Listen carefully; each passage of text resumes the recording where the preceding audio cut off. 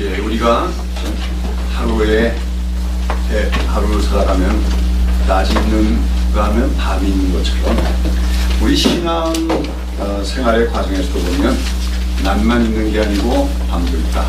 그래서 우리 신앙 생활의 과정에서 때때로 영혼의 어두운 밤에 때가 있다, 그런 말을 합니다. 이 영혼의 어두운 밤이 되면은 마치 정말 캄캄한 터널을 지난 듯한 그런 답답함과 우울증이 겪으면서 언제나 이 암흑과 같은 그 시간이 끝나게 될까 하는 그런 불안과 깊은 침체에 빠질 때가 있다고 하는 거죠. 이걸 우리가 영적 침체라고 하는데, 이것은 뭐 믿음이 없는 사람들의 얘기가 아닙니다. 오히려 신앙생활의 초보 단계에 머무른 사람들은 이 영혼의 어두운 밤의 그런 말에 대해서 그 의미를 잘 이해하지 못합니다. 그러나 오히려 하나님 앞에서 참 진실하게 살아가고 믿음대로 살고 또 그래서 많은 믿음의 체험을 갖고 있는 사람일수록 오히려 더 많이 자주 공통적으로 체험하게 되는 게 바로 이 영혼의 어두운 밤이라고 하는 것이죠.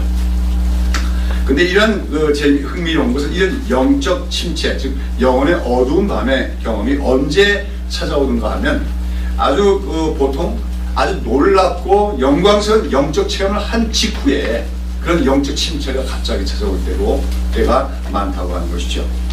이제 그러한 그 영광의 시간 이후에 영적으로 침체된 그런 대표적인 신뢰로서 우리는 그 구약 성경에 나온 엘리야 선지자의 예를 찾아볼 수가 있습니다. 엘리야 선지자 얘기는 잘 아시지만 그는 갈멜산에서 자기 혼자 하나님의 그 대표에서 나서서 이방 선지자, 가을 선지자 850명과 대결하여서 그들에게 승리를 거두고 그들을 다 처단했습니다. 큰 승리죠. 하나님의 영광이 강하게 나타난 시간이었습니다. 그러나 바로 그 직후에 자기는 이제 그렇게 되면은 모든 것이 잘 풀려갈 줄 알았는데 오히려 아합 왕과 이세벨 왕후가 자기를 계속해서 찾아서 죽이려고 하자 그에게 뭐가 찾아옵니까? 두려움과 더불어서 또 절망감이 찾아오죠. 그래서 탈진해가지고 로데나무 숲으로 도망가서 하나님께 차라리 나를 내 생명을 걷어가 달라고 부르짖을 정도로 아주 영적으로 좀 침체되고 의기소침해진 모습을 우리는 구약 성경의 열왕기상에서 찾아볼 수가 있습니다. 오늘 본문에 나오는 15장의 배경이 되는 것도 바로 아브라함이 그러한 영혼의 어두운 밤에 같은 상태에 있었을 때의 이야기라고 할 수가 있습니다. 제가 지난주에는 이제 창세기 12장의 얘기를 가지고 아브라함이 그 가나안 땅에 기근이 오자 하나님의 지시를 받지도 않고 애굽 땅으로 이사를 갔다가 거기서 어떻게 됩니까? 자기 아내를 옛 사례를 누이라고 속이고 그로 말미암아 자칫하면 아내를 영원히 빼앗길 수도 있는 그런 신앙적인 실패를 겪은 이야기와 그러나 그런 가운데서 하나님께서 그 아브라함과 맺은 언약을 이루시기 위해서 그 위기에 개입하시고 그를 구해 주실 뿐만 아니라 아내도 되찾게 하신 이야기를 우리가 함께 살펴봤습니다. 자, 그런데 그 창세기 12장 이후에 13장, 14장이 나오는데 거기서 제가 다 설교를 하지 않았습니다. 제가 이제 구속에서 설교를 해나가고 있는데 본문 하나하나 다 따르려면 수백 시간을 해도 모자라기 때문에 좀 이렇게 스킵하면서 나가는데 그 12장 다음에 13장, 14장이 나오죠. 근데 거기 보면 그처럼 아브라함이 한때는 아직도 믿음이 어려서 신앙적으로 실패하며 또 인간적으로도 굉장히 나약하고 비겁한 모습을 보였던 것과는 완전히 달라진 모습들을 이제 13장, 14장에서 보게 되어집니다. 그가 이제 애굽 땅에서 그 실패를 겪었지만, 그러나 그 하나님의 은혜와 사랑으로 말미암아 이제 모든 것을 다 회복하고 이제 그는 가나안 땅으로 다시 돌아오고 거기서 하나님께 다시 경배하며 제사를 드렸다는 것은 새롭게 믿음으로 살아갈 것을 다짐했다는 의미가 되겠지요. 그러고 나서 나오는 얘기가 뭐냐면 그 후에 그 아브라함과 그 조카 롯 사이에 땅 문제로 말미암은 갈등이 생겨나게 됩니다. 그때 이제 아브라함이 어떻게 하지요? 그럼 잘 알다시피 자기는 롯의 연장자고 또 가장이죠. 근데 그 조카인 롯에게 자기 기득권을 포기하고 먼저 선택할 권리를 주는 것을 우리가 볼 수가 있습니다. 이건 뭐 정말 대인배가 아니면 할 수 없는 그런 결단이었는데, 아브라함은 자기 조카 롯에게 네가 우하면 내가 좌하고 네가 좌하면 내가 우하리라, 모든 기득권을 포기하고 양보하는 모습을 보게 되었습니다. 이게 바로 성숙한 모습이에요. 내 거 더 챙기려고 하는 사람, 이건 성숙한 사람이 아닙니다. 욕심 부리는 사람, 절대로 그 사람은 야망꾼은 될 수 있지 몰라도 믿음의 사람은 될 수 없어요. 믿음이 성숙한 사람은 양보할 수 있는 사람입니다. 그 다음에 이제 그렇게 해가지고 롯은 삼촌과 결별하고 어디로 가서 살게 됩니까? 소돔성으로 가서 살게 됐는데, 근데 거기에 어떤 일이 일어납니까? 그 지역에 전쟁이 일어나고 그 소돔 지역을 침공해온 메소포타미아 연합군들에게 롯이 포로가 되어서 끌려갔다는 소식을 듣고 아브라함이 어떡합니까? 자기의 가병들을 이끌고 뒤쫓아갑니다. 그래서 야간에 그 메소포타미아의 대연합군, 아주 큰 군대를 공격을 해가지고 자기 롯만 구원하는 것이 아니라 함께 포로로 끌려간 소돔 사람들을 다 구출해가지고 되돌아오는 아주 위대한 승리가 나오게 되어지죠. 거기서 그 아브라함이 메소포타미아의 강력한 연합군을 두려워하지 않고 그들을 쫓아가서 그 사람들을 구출해 나오는 얘기 속에서는 우리는 일전에 애굽 땅에 가서 비겁하게 아내를 누이라고 속였던 그런 비겁했던 그 아브라함의 모습과는 전혀 달라진 아브라함의 모습을 발견하게 되어지는 것이죠. 그래서 왜 이랬습니까? 여러분, 아브라함이 믿음이 큰 결과 이렇게 인격적으로도 성숙해지고 또 용기 있는 사람이 됐음을 우리가 보여주고 있는 것이죠. 그리고 뿐만 아니라 이제 아브라함은 그렇게 승리해서 돌아오는 길에 어떡합니까? 살렘 왕이며 하나님의 제사장인 멜기세덱 왕을 만나자 자기가 거둔 전리품의 11조를 하나님께 바침으로써 모든 영광을 하나님께 드리는 그 신앙의 모습을 보이게 됩니다. 또 뿐만 아니라 그렇게 돌아왔더니 또 소돔 왕이 어떡합니까? 그 소돔성에 있는 많은 물질들, 아브라함이 획득해온 그 소돔의 물질들을 아브라함에게 선물로 주겠다고 하자 아브라함은 그것을 단호하게 거절합니다. 왜요? 소돔성은 죄악의 도시입니다. 그 죄악의 도시에서 인간들이 죄악적으로 쌓은 재물을 자기가 선물로 받지 않겠다고 한 것입니다. 내가 불의한 자들과 타협을 하고 불의한 자들에게 어떤 혜택을 입어서 부유하게 되고 싶지 않다 해서 그 불의한 재물을 단호하게 거절하는 모습들을 보지요. 여러분, 이러한 그 13장 14장에 나오는 몇 개의 이야기들은 아브라함이 아주 믿음이 크게 장성했음을 우리에게 보여주는 것이네. 그것은 바로 하나님의 은혜의 결과였음을 보여주고 있습니다. 제가 지난주 설교에서 말씀드렸지만 참 하나님은 아브라함이 아직도 믿음이 어릴 때 그의 잘못 실패돼서 책망하시기보다는 그를 보호해 주시고 은혜를 베풀어 주심으로 그가 하나님만을 더 신뢰하게 합니다. 그 결과 아브라함의 믿음은 참참 장성해서 성숙해 나가면서 용기 있는 사람이 되어지고 의로운 사람이 되고 그 다음에 또 하나님께 충성할 수 있는 사람으로 되어진 것을 우리가 13장 14장에 보게 되어진다는 것이죠. 아무튼 아브라함은 믿음이 강하게 되었고 그 결과 큰 승리를 거둘 수가 있었다고 하는 거죠. 자, 그런데 이제 오늘 15장에 보면 그런 영광스러운 승리의 사건이 있은 지 얼마 지나지 않아서 아브라함에게 갑자기 두려움이 몰려왔음을 보여주고 있습니다.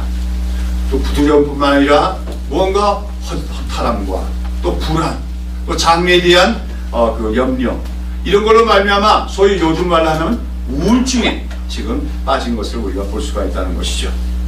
창세기 15장은 바로 그런 상태, 아브라함의 그런 상태를 배경으로 하고 있는 것입니다. 그런 가운데 이제 하나님께서 아브라함에게 나타나 그에게 말씀을 주시는 거죠. 1절 한번 읽어보시겠습니다.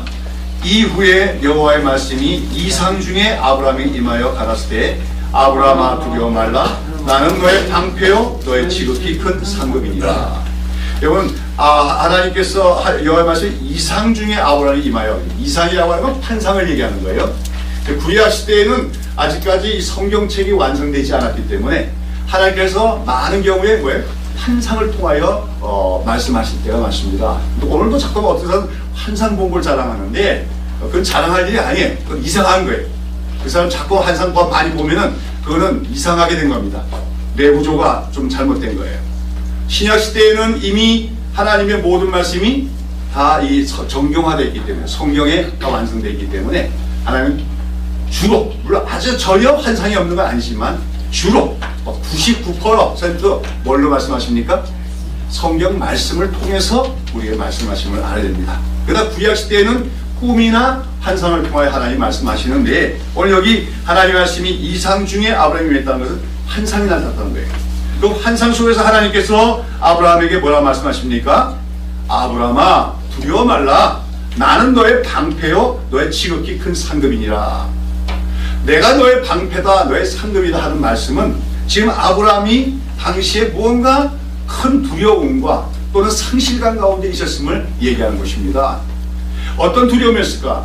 그것은 앞서 그가 그 메소포타미아 연합군들을 가서 공격해서 그들로부터 포로들을 다 구출했습니다만, 그때 용기 백배해서 싸움이지만 이제 믿음이 흔들리자 어떻게 되는 겁니까?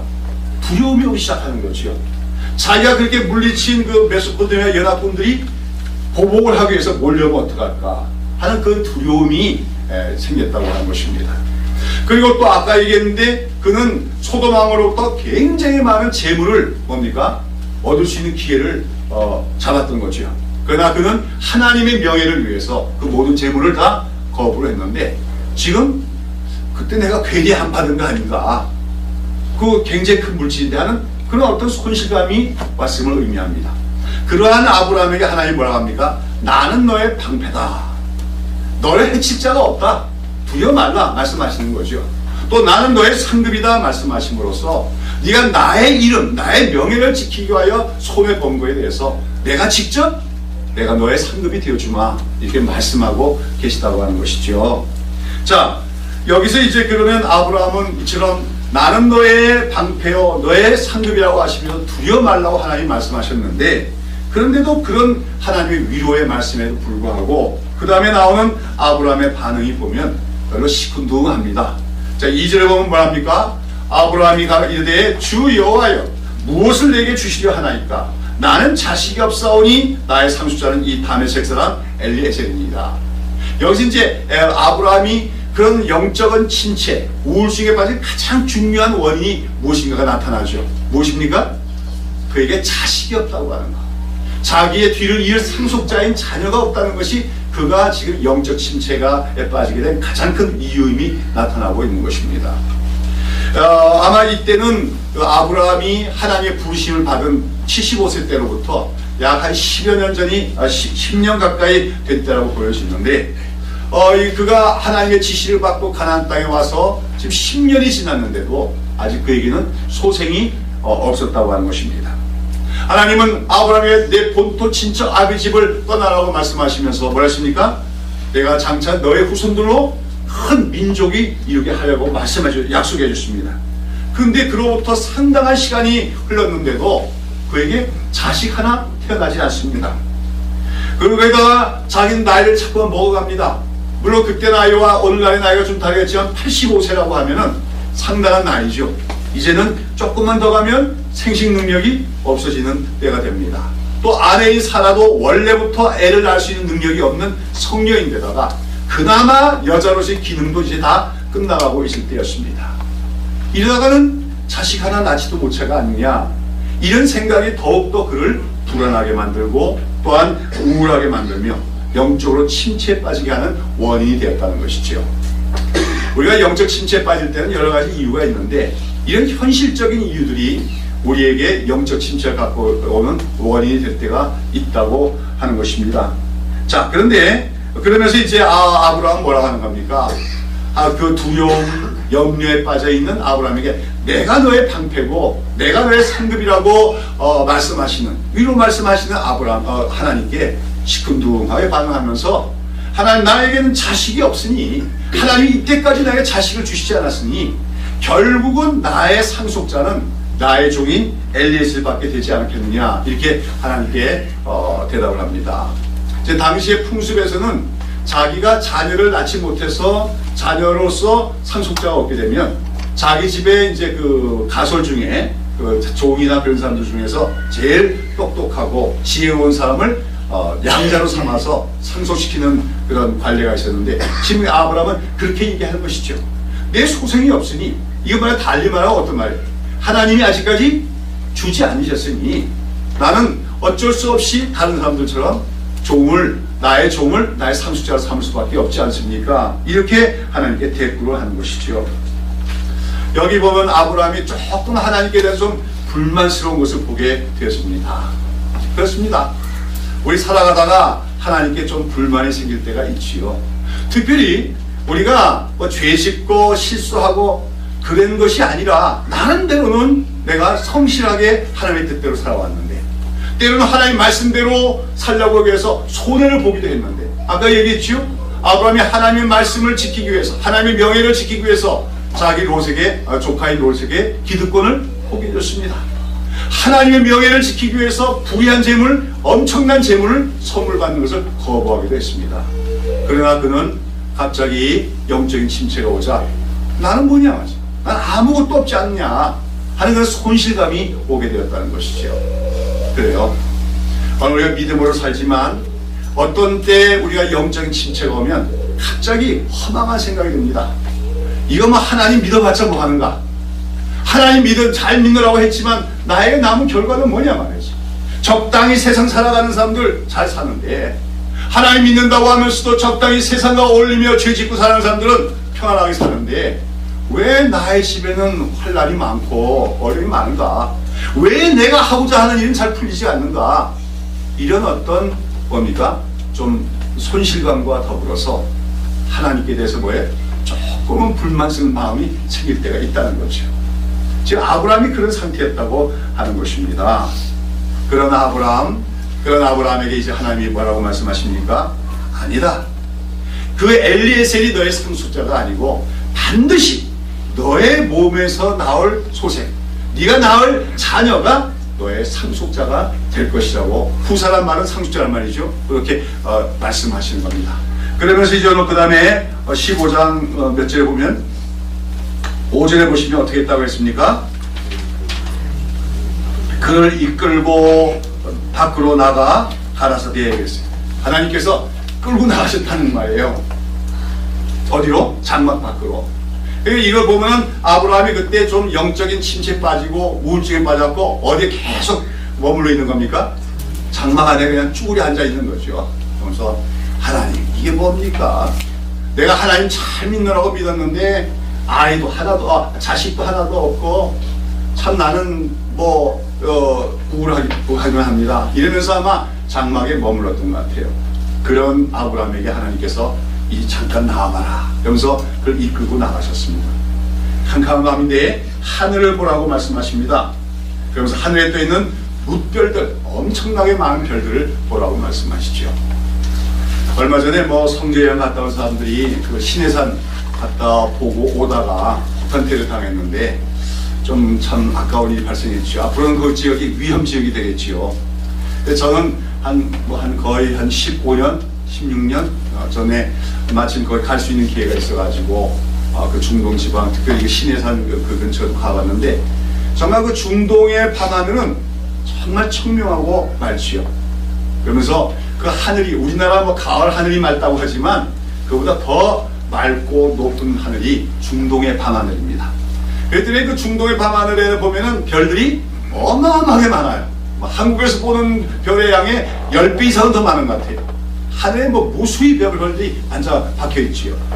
하나님께서 그 별들을 보라고 말씀하는 것입니다. 헤아릴 수 없는 그 별들. 그러면서 말합니까? 네가 저 하늘에 있는 뭇별들을 네가 다 세울 수가 있겠느냐?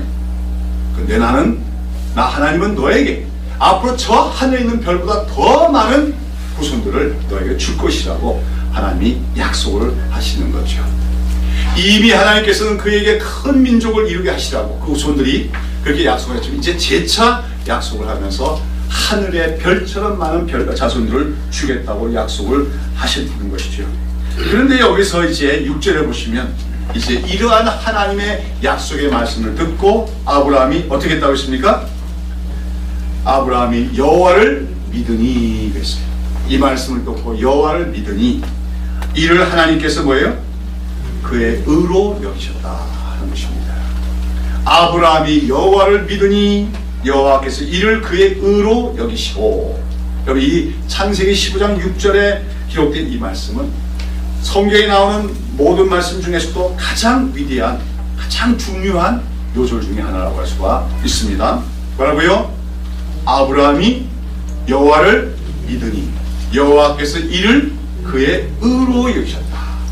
이 말은 다른 말해서 아브라함이 하나님을 믿음으로 말미암아 하나님으로부터 의롭다함을 얻었다고 하는 말씀입니다. 너는 의로운 자다, 너는 의로운 자라고 인정을 받게 되었다고 하는 말씀인 것입니다. 하나님을 믿으니 뭐예요? 의를 얻었다. 다른 걸로 의를 얻는 게 아니라 하나님 믿음으로 의롭다함을 얻는 것, 이거를 우리가 한자로 뭐라 합니까? 이신득이라고 합니다만은, 바로 이 이신득이야말로 성경 계시의 가장 핵심이고 우리 기독교 신앙의 가장 근본적인 교리라고 할 수가 있다고 하는 거죠. 이신득의, 이건 말하자면 믿음으로만 의롭다함으로만 구원을 받음을 의미하는 것입니다. 여러분 기독교가 아닌 다른 종교들에서는 인간들이 선행으로 노력으로 의롭게 될 수 있다고 얘기하면서 의롭게 되기를 힘쓰라고 말합니다. 그럴 때 구원에 이르을 것이라고 얘기합니다. 또는 아니면 어떤 종교적인 의식들을 열심히 지켜서 그 신을 즐겁게 하면 또 신의 은총을 얻고 구원을 얻게 되리라고 말합니다. 그러나 우리 기독교에서는 사람이 의롭게 되는 것은 오직 믿음으로만 의롭게 될 수 있다고 말합니다. 인간의 선행이나 종교적 행위로 구원을 얻는 것이 아니라 오직 하나님을 믿는 믿음으로써 인간은 의롭다함을 얻을 수 있으며 구원을 받게 되어진다 하는 그런 구원 교리 위에 성경 계시는 그것이 바로 성경 계시의 핵심이며 기독교는 바로 그러한 교리 위에 서 있다고 하는 것입니다. 이러한 오늘 여기 아브라함이 여호와를 믿으니 이 아브라함은 우리 기독교에서는 우리 믿음의 조상이라고 얘기합니다. 우리 믿음의 조상이라고 말합니다. 여러분 어떻게 아브라함은 어느 나라 사람입니까? 유대인 아닙니까? 히브리 사람이죠. 우리하고는 뭐 인종도 다르고 혈통도 다르고 언어도 다른데 그런 아브라함이 어떻게 우리 조상이 될 수가 있습니까? 그것은 바로 아브라함이 믿음으로써 의롭다함을 얻은 구원의 본이 되기 때문인 것입니다. 오늘도 뭐 우리 기독교인들이 아브라함이 우리의 믿음의 조상이다 이렇게 말하면 유대인들은 비웃을지도 모릅니다. 아브라함은 우리 유대인들의 조상이지 어떻게 너희 기독교인들의 조상이냐 이렇게 묻겠지요. 그러나 사도 바울은 이제 여기에 대해서 여러 로마서나 갈라디아서 말합니다. 아브라함은 육체적으로는 유대인들의 조상일지 몰라도 사실은 그는 예수 그리스도를 믿는 모든 그리스도인들의 조상이다, 믿음의 조상이라고 하는 것을 사도 바울은 설명합니다.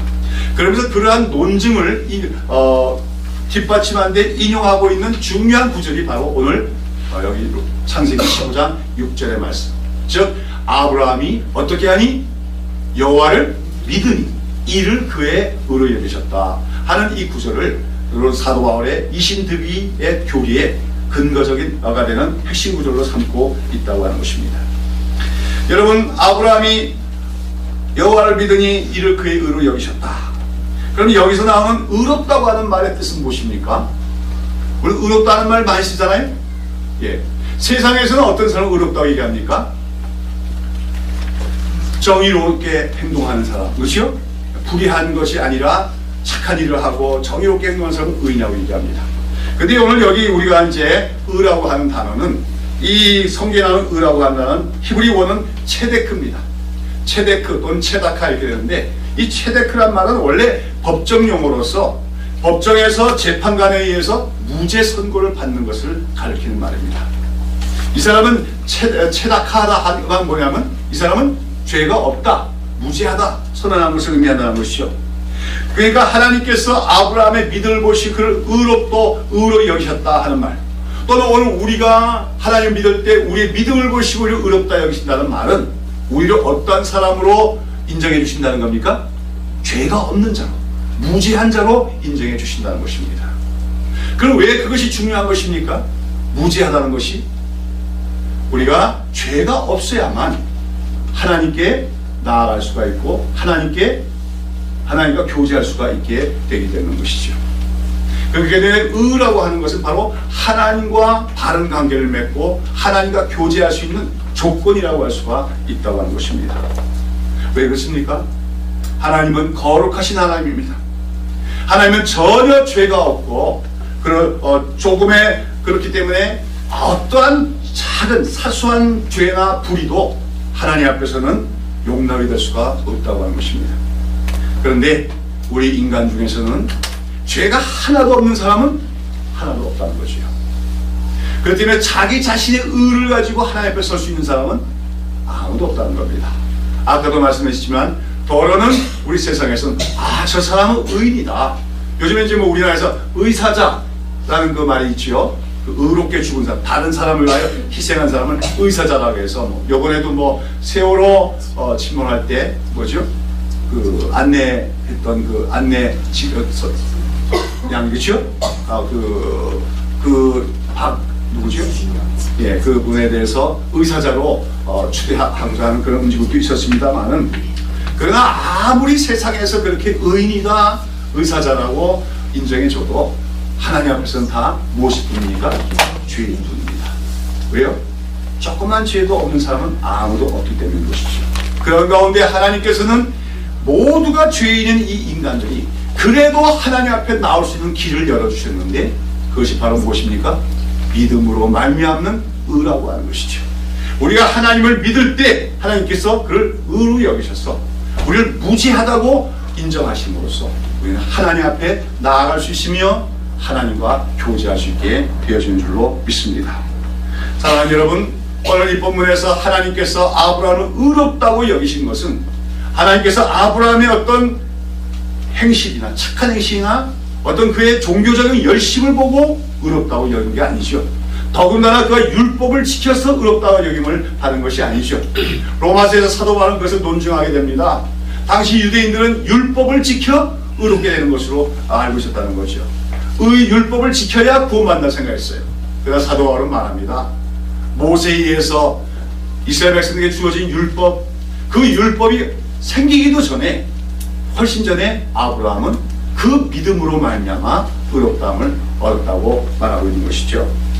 그러나 이제 우리가 알아야 할 것은 아브라함은 오직 그 믿음으로 의롭다함을 얻었다. 아브라함은 착한 행실로 의롭다함을 얻은 게 아닙니다.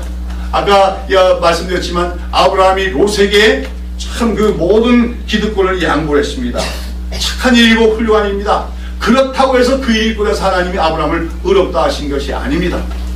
또 아브라함은 전쟁에 나가서 큰 승리를 거뒀습니다. 그렇기 때문에 하나님이 그를 의롭다고 얘기한 것도 아닙니다. 또 아브라함은 가는 곳마다 11조를 드렸고 또 하나님께 제사를 드렸습니다. 그랬다고 하나님께서 그를 의롭다고 여긴 것이 아니라는 겁니다. 오늘 본문에 뭐라 합니까? 언제 아브라함을 의롭다고 여기셨습니까? 하나님을 믿으니. 더 구체적으로 들어가면 하나님이 약속의 말씀을 주실 때 그 약속의 말씀을 그대로 믿으니 하나님께서 그것을 그의 의로 여기신다. 너는 의롭다고 선언해 주셨다고 하는 말씀인 것입니다. 사랑하는 여러분, 오늘 우리는 이 본문 말씀을 통해서 오늘 우리가 믿는 믿음, 그 믿음으로만 의롭다함을 얻게 됨을 다시 한번 확인하는 동시에 그처럼 하나님으로부터 의롭다 인정받을 수 있는 믿음이 도대체 어떤 것인가 에 대해서 다시 한번 확인하는 이 시간이 될 줄로 믿습니다. 그러면 아브라함이 하나님을 믿으니 의롭다함을 얻었다고 했을 때 그 하나님을 믿었다의 의미는 어떤 믿음을 얘기하는 것이냐? 우리가 이 믿는다는 말에 해당하는 히브리어가 해민인데, 이 해민 속에는 한 세 가지 뜻이 있습니다. 첫 번째는 의지한다는 뜻이 있고, 두 번째는 신뢰한다는 뜻이 있습니다. 그리고 세 번째는 상대방의 말을 참으로 여긴다는 그런 의미가 있는 것입니다. 제일 먼저 우리가 하나님을 믿는다 할 때 그것은 하나님을 의지하는 것을 말합니다. 여러분, 오늘 하나님을 믿는 사람은 하나님을 뭐 하는 사람이에요? 의지하는 사람입니다. 오늘 세상 사람들은 무엇을 의지합니까? 자기 힘을 의지하든지 자기가 갖고 있는 돈을 의지하든지 아니면 힘이 있는 자기의 주변에 어떤 사람을 의지합니다. 그래서 세상에서는 누가 출세합니까? 그런 물질이 있는 사람, 힘이 있는 사람, 아니면 주변에 자기의 백이 될 수 있는 사람, 그런 사람이 있는 것이 사람이 출세하는 줄로 생각합니다. 그러나 오늘 하나님을 믿는 사람은 그런 것을 의지하는 것이 아니라 누구를 의지하는 겁니까? 하나님만을 의지하는 사람, 그것이 바로 하나님을 믿는 사람, 의로운 사람입니다. 여러분, 하나님을 의지할 때 우리는 모든 두려움을 이겨낼 수가 있는 것입니다. 사실 아브라함이 그 메소포타미아 군들을 공격했을 때 그는 믿음이 충만했습니다. 그때 믿음이 충만은 바로 하나님만을 의지했기 때문에 그 전쟁에 나왔음을 의미합니다. 하나님을 의지할 때 어떻게 됩니까? 두려움이 없어지게 됩니다. 아무리 나보다 큰 대적이라도 두려워하지 않을 수가 있다고 하는 거죠. 근데 그 믿음이 흔들리거나 그 믿음이 사라지면 어떻게 됩니까? 그 상대방이, 대적이 크게 지금 나에게 다가오게 되는 것이요. 여러분, 우리가 민수기에 보면은 가나안 땅 정탐했던 12정탐꾼들의 보고가 다르지요? 10정탐꾼들은 뭐합니까? 우리가 그 가나안 족속들을 보니 그들은 크고 장대한데 그들 앞에 선이 우리가 뭐 같더라? 메뚜기 같더라. 그러니까 상대방이 선이라면 우리는 1이나 10밖에 지나지 않는다고 합니다. 그러니까 갈렙과 여호수아는 뭐라고 보고합니까? 아니다. 그들은 우리의 밥이라고 얘기합니다. 믿음이 있느냐 없느냐에 따라서 이렇게 보는 것이 달라지게 되어진다는 거예요. 그 믿음은 특별히 하나님을 의지하는 것을 얘기합니다. 하나님을 의지할 때 세상이 작아 보입니다. 원수가 작아 보입니다. 두려워하지 않게 되어집니다. 오늘 왜 예수 믿는 사람들이 세상을 두려워합니까? 하나님만을 의지하지 않기 때문에 세상이 커 보이는 거예요. 세상이 두려운 거예요. 그렇기 때문에 타협하게 되는 거예요. 여러분, 하나님만을 의지하는 믿음을 가지시기를 축원합니다. 다음으로 믿는다는 것은 하나님을 신뢰하는 것을 의미합니다. 여러분, 오늘 아브라함이 하나님을 믿으니 했다는 건 하나님을 신뢰했다는 의미가 되죠. 이 신뢰한다는 말은 무엇입니까? 이 신뢰한다는 말이 영어로는 trust란 말이에요. trust란 말은 뭐죠? 맡긴다는 말 아닙니까? 맡긴다. 여러분, 오늘 우리는 살아가면서 많은 염려와 문제와 걱정거리들을 갖고 있어요. 그걸 내가 다 쌓고 가면 결국은 우리는 그 염려와 걱정의 짐에 의해서 물려서 죽을 수밖에 없습니다. 소위 말해서 스트레스가 생길 수밖에 없고 불안 증세가 생길 수밖에 없고 우울증에 빠질 수밖에 없습니다. 날마다 우리는 우리의 모든 문제를 하나님께 어떻게 됩니까? 맡길 수가 있어야 된다는 것이죠. 그래서 베드로전서 5장 7절은 너의 염려를 주께 다 맡겨버리라. 맡겨버리라. 영어로 캐스트 아웃이 던져버리는 것을 의미합니다. 오늘 우리 많은 사람들이 다 하나님께 맡기지 못해. 내가 쌓고 다녀. 내 염려를 내가 끼고 다녀. 그러니까 늘 무겁습니다. 인생이 무겁습니다. 힘이 듭니다. 지칩니다. 여러분, 하나님께 모든 것을 맡기십시오. 그럴 때 우리는 자유함을 얻을 수 있고 평안함을 얻을 수가 있게 되는 줄로 믿습니다. 특별히 우리가 하나님을 신뢰한다는 것은 정말 하나님을 믿고 의지하는 거죠. 우리가 하나님을 신뢰한다고 하는 그 예로서 이런 예를 들면은 잘 이해가 될 것 같아요. 나이아가라 폭포가 있는데 저는 안 가봤습니다만 나이아가라 폭포가 뭐 그 폭이 수십 미터죠. 거기 어떤 고개사가 왔어요. 아주 세계에서 제일 가는 고개사가 와가지고 이쪽 끝과 저 끝에다가 밧줄을 맸습니다. 밧줄을 메고서는 그 위에 어떡합니까? 그 고개사가 왔다 갔다 하는 거예요. 그 위를. 그러면서 그냥 혼자 왔다 갔다 하는 게 아니라 어떡합니까? 큰 책상 같은 거 있죠? 그걸 번쩍 들어가지고는 어깨 메고선도 자유롭게 왔다 갔다 합니다. 여러분 보셨죠? 그러면 제가 여러분을 업고서 여기 왔다 갔다 할 수 있을까요? 그러니까 모든 사람이 뭐랍니까? 예, 그렇게 할 수 있는 줄로 믿습니다. 그럽니다. 그렇죠? 그러면 한 분만 나와보세요. 그랬더니 어떻게 해요? 아무도 안 나오더라는 것이요. 아무도 안 나오더라는 것이요. 오늘 우리가 이 하나님을 믿습니다. 믿습니다. 그럽니다. 근데 하나님의 등에 업히려고 하지 않아요. 내 문제 생기면 내가 해결하려고 해요. 그리고 어려우면 도피하려고 해요. 여러분, 하나님을 믿는다는 것은 내 능력을 바라보는 게 아니라 나 자신을 바라보는 것이 아니라 하나님을 바라보는 것이요, 그분께 모든 염려와 모든 나의 문제를 맡기는 것을 의미합니다. 하나님을 신뢰하는 여러분 되십시오. 하나님께 맡기는 여러분 되십시오. 그럴 때 우리는 거기서 두려움을 이겨낼 수 있으며 우리가 모든 염려를 극복할 수 있는 줄로 믿습니다. 그 다음에 하나님을 아브라함이 믿었다 할 때 그 믿음의 가장 중요한 의미는, 무엇보다 중요한 것은 하나님의 말씀, 특별히 그 약속의 말씀을 참된 것으로 받아들였다고 하는 말씀입니다. 특별히 이것이 우리가 성경에 나오는 가장 중요한 믿음의 개념이라고 하셨습니다. 아주 제가 의지하는 것, 신뢰를 얘기했지만 반드시 있어야 됩니다. 우리 믿음 속에는 그것이 없으면 믿음이 아닙니다. 그런데 그 믿음의 기초는 뭐냐면 하나님의 말씀을 진리로 받아들이는 거예요. 하나님의 말씀이 참된 것을 인정하는 것을 말합니다. 그리고 특별히 말씀 중에서도 약속의 말씀이 그대로 이루어질지로 믿는 것, 그것이 바로 믿음이라고 하는 것입니다. 여러분, 오늘 하나님께서 아브라함에게 무엇을 말씀하셨습니까? 너의 후손들이 장차 하늘의 별처럼 많이 되리라 하는 말씀이었습니다. 약속의 말씀입니다. 그런데 여러분, 그 당시 아브라함의 처지는 어떻습니까? 그 수많은 별들과 같은, 하늘의 별 같은 많은 자손을 낳으면 지금 적어도 자에게 자녀가 몇 명 정도 있어야겠어요. 뭐 적어도 한 10명이나 20명이라도 있으면은 그 가능성이 있겠지만, 지금 아브라함에게는 단 하나의 아들도 없습니다.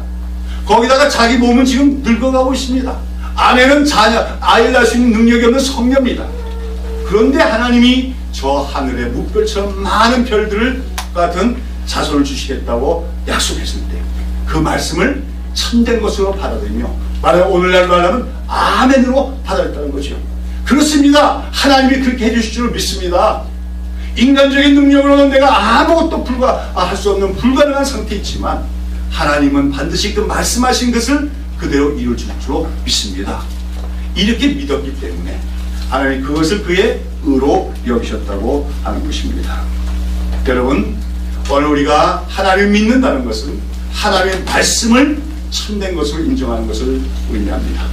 근데 보통 하나님의 말씀과 우리 인생의 현실은 반대가 될 때가 많습니다. 세상의 원리와 하나님의 말씀은 반대가 될 때가 많습니다. 그런데 눈에 보이는 걸 따라가다가 사는 사람들에게는 하나님의 말씀은 어리석어 보이고 세상의 원리가 더 지혜롭게 보일 때가 많다는 것이죠. 그러나 참된 믿음의 사람은 하나님의 말씀이 선포될 때 그 말씀이 진실하고 참된 것을 받아들이며 그것과 반대되는 세상의 원리, 인간의 방법을 배척하고 하나님의 말씀의 원리로 따라가는 것을 의미합니다. 또한 하나님이 약속하실 때 그 약속이 지금 현실적인 여건을 볼 때는 이루어질 확률이 전혀 없는 것 같을지라도 하나님이 말씀하셨으면 말씀하신 대로 이루어질 것 믿는 것, 그것이 바로 아브라함이 의롭다함을 얻은 믿음의 내용인 것입니다. 우리는 오늘 진화론을 배우면서 살아갑니다. 하나님이 말씀으로 세상을 창조하셨다. 교회 와서만 믿을 뿐이에요. 그러면서도 학교 가서는 진화론에 의해서 세상의 물질이 진화돼서 세상이 만들어졌다고 믿는 기독교인도 많습니다. 그러나 우리는 오늘 말씀대로 믿는 믿음의 사람이 되어야 될 줄로 믿습니다. 하나님은 말씀으로 만물을 창조하셨습니다. 하나님 그 말씀으로 우리 인생을 인도하십니다. 그리고 하나님 그 말씀으로 우리가 보기에는 불가능한 것도 이루어 주시는 분인 줄로 믿습니다. 아브라함은 모든 여건이 불가능하게 보이는 여건 속에서도 눈에 정말 티끌만한 어떤 증거도 보이지 않는 것, 눈에 아무런 증거가 보이지 않는 가운데서도 하나님이 약속하신 그 말씀이 신실하심을 믿고 그 말씀이 참된 것을 믿고 그 말씀대로 믿었더니 하나님이 그를 의롭다 인정하셨다고 하는 것입니다. 오늘 우리는 왜 아브라함이 우리의 믿음의 조상이냐? 하나님이 약속하신 그 수많은 후손들에 대한 약속, 그 언약 안에 장차 누가 오실 것이 포함되어 있기 때문입니까? 예수 그리스도 메시아가 오실 것이 포함되어 있기 때문입니다. 사실 그 언약을 믿었다고 하는 것이죠. 오늘 우리가 또 믿음으로 의롭다함을 얻을 때 우리는 바로 그 언약의 실체인 예수 그리스도를 믿기 때문에 우리가 의롭다함을 얻게 되는 거지요. 우리가 예수를 본 적이 있습니까? 예수를 만진 적이 있습니까? 우리가 박물관에 가면 예수님의 무슨 옷이 있습니까? 아무것도 없습니다. 그저 말씀에 기록이 된 것대로 우리는 믿을 뿐입니다. 말씀에 근거해서 예수님이 십자가에서 우리를 위하여 죽어주신 것을 믿습니다. 말씀에 근거해서 우리가 예수를 믿을 때 그 피가 우리의 죄를 용서해 준 걸 믿습니다. 말씀에 근거해서 예수님이 죽었다가 다시 부활하신 것처럼 우리도 부활할 것을 믿습니다. 말씀에 근거해서 우리는 그 예수님을 믿는 자에게 영원한 천국이 있음을 믿습니다. 그런 믿음을 보시고 하나님 우리를 의롭다고 불러주신 줄로 믿습니다. 여기서 중요한 것은 믿음의 가장 기본적인 요소가 말씀을 참된 것으로 인정하고 받아들인다는 거다. 그렇죠? 이런 또 더 나아가면 우리의 믿음은 말씀에 근거하는 것인 뿐만 아니라 우리의 믿음이 자라가고 더 견고해지는 것도 말씀에 의해서다 하는 것을 우리가 기억해야 됩니다. 여러분, 어떻게 하면 믿음이 더 좋은 사람이 될 수 있습니까? 여러분 믿음이 너무 적어서 안타까울 때 없습니까? 여러분 믿음이 흔들려가지고 불안할 때 없습니까? 좀 더 큰 믿음이 되고 싶지 않습니까? 그 소원이 없다면 그 믿음이 없는 사람이겠지요. 믿음이 있는 사람이면 더 큰 믿음을 갖게 되기를 바랍니다. 저는 이제 그 성경에서 아주 역설적이지만 참된 진리를 보여주는 말씀이 그거예요. 예수님이 그 변화산에 올라가실 동안에 밑에 어떤 일이 일어났습니까? 어떤 귀신 들린 아이가 아버지가 데리고 왔는데 제자들이 부탁했죠? 귀신 쫓아내. 근데 제자들이 쫓아내지 못하고 있었습니다. 그렇죠? 예수님이 돌아오니까 제자들이 그 어린아이들 귀신은 쫓아내지 못하고 그냥 바리새인 서기관들과 논쟁만 하고 있었을 뿐이었습니다. 그때 예수님께서 왜 이러느냐? 이렇게 물어봤을 때 그 아버지가 뭐라고 부르셨습니까? 그 제자들이 못하는 거고 예수님이 이 믿음이 없는 세대여 책망하십니다. 그랬더니 그때 그 아버지가 뭐라고 예수님께 부르셨습니까? 주여 내가 믿나이다. 나의 믿음 없는 것을 불쌍히 여겨주시옵소서. 모순이죠, 그렇죠? 주여 내가 믿나이다. 근데 그 다음에 뭐예요? 나의 믿음 없는 것을 불쌍히 여기소서. 여러분, 그게 오늘 우리 그리스도인들의 가장 실존적인 주님 앞에서의 기도의 모습이 가셨습니다. 우리는 주님을 믿습니다. 근데 보니까 우리 믿음이 없습니다. 그러므로 우리는 기도해야 됩니다. 주여 믿음을 더하여 주시옵소서. 믿음을 달라고 구해야 될 뿐만 아니라 우리가 믿음이 더 견고해지고 믿음이 더욱 강해지려면 특별히 믿음은 말씀에서 나오는 것입니다. 오늘 의롭다함을 얻는 믿음의 핵심은 하나님의 말씀을 말씀대로 진리대로 믿는 것이라고 하지 않습니까? 히브리서 11장 1절에 보면 히브리서에 대한 뭡니까? 믿음은 바라는 것들의 실상이요 보지 못하는 것들의 증거이라고 했습니다. 그 말은 쉽게 말해서 지금 보이지 않는 것일지라도 하나님 말씀에 그러하면 보는 것처럼 여긴다는 겁니다. 하나님이 약속하신 어떤 것이 있는데 지금 아무것도 이루어지지 않아도 하나님 말씀이 있으면 말씀대로 다 되어진 것처럼 여긴다는 거죠. 그게 믿음이라는 거예요. 사회상 사람들은 눈에 보여야 믿는다고 합니다. 만져져야 믿는다고 합니다. 그러나 우리는 눈에 보이고 만져지는 것보다도 무엇이 더 확실함을 믿는 겁니까? 하나님의 말씀이 더 확실한 걸 믿는 것. 그것이 기독교의 믿음이고 의롭다 하심을 얻는 믿음의 본체라고 하는 것이죠. 그런 가운데 이처럼 우리가 하나님의 말씀을 말씀대로 믿을 때 의롭다함을 얻는 믿음이 생기는 거나 마찬가지로 우리의 믿음은 말씀에 의해서 점점 더 커지고 강해질 수가 있는 것입니다. 그래서 로마서 10장 17절에 보면 믿음은 뭐에서 나오며? 들음에서 나오며 들음은 그리스도의 말씀으로 말미암는 것입니다. 여러분, 하나님의 말씀, 그리스도의 말씀을 듣지 않는데 믿음이 생겨날 수가 없어요. 믿음이 연약합니까? 믿음이 흔들립니까? 여러분, 말씀 생활을 반성해 보십시오. 말씀 매일 읽고 있습니까? 말씀을 날마다 묵상하고 있습니까? 설교를 끊임없이 듣고 있습니까? 설교 들은 걸 또 묵상하고 있습니까? 말씀을 열심히 듣지 않고 말씀을 연구하지 않고 말씀을 묵상하지 않는데 무슨 믿음이 생겨나겠으며 무슨 믿음의 성숙이 있겠습니까? 사랑하는 여러분, 말씀을 집착하십시오. 말씀을 붙드십시오. 말씀을 들으십시오. 말씀을 읽으십시오. 또 좋은 말씀이 있을 때 그 말씀을 또 듣고 들으십시오. 그럴 때 여러분 안에 믿음이 더욱더 커지게 될 줄로 믿습니다.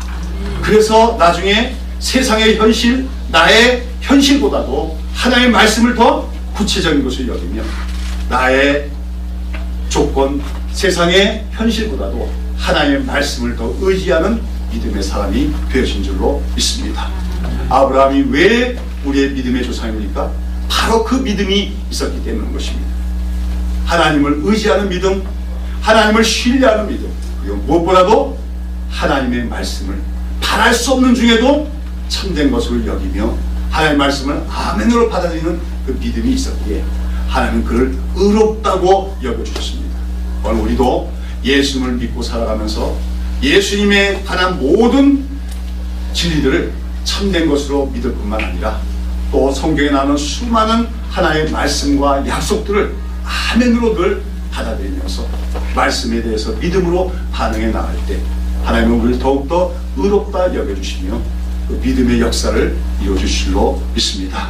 사랑하는 여러분, 믿음으로 의롭게 된 아브라함, 그 아브라함이 우리의 믿음의 조상입니다. 우리도 아브라함처럼 여호와를 믿으니 여호와께서 이를 그의 여기로 의로 여기신 것처럼 하나님께서 우리 믿음을 보시고 우리를 의롭다고 여기시는 믿음의 사람이 다 될 수 있기를 예수의 이름으로 축원합니다. 기도하십니다.